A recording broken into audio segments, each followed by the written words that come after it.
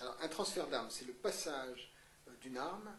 je le disais, d'une compétence technique, formation militaire, formation de police, formation technique pour mettre au point un hélicoptère, un avion ou une arme,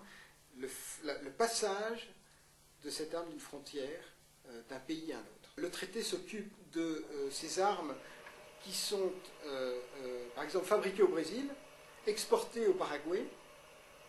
et vendues sur les marchés du Paraguay, achetées par les gangs brésiliens de Rio ou de Sao Paulo, et qui reviennent dans la ville et qui sont utilisées donc, par les gangs du coin. Donc il y a là à la fois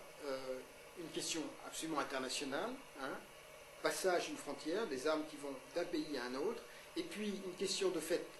induite nationalement, qui fait que si vous réduisez le nombre d'armes par habitant, de possession d'armes par habitant, vous apercevez que vous diminuez de fait la violence contre les personnes.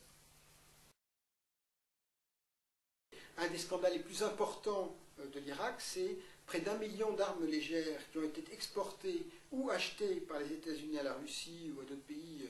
pour être livrées en Irak, ont disparu. C'est-à-dire que l'administration états-unienne est incapable de retrouver la trace de près d'1 million d'armes légères de petit calibre,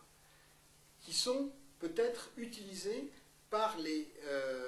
résistants qui sont en face des soldats états-uniens.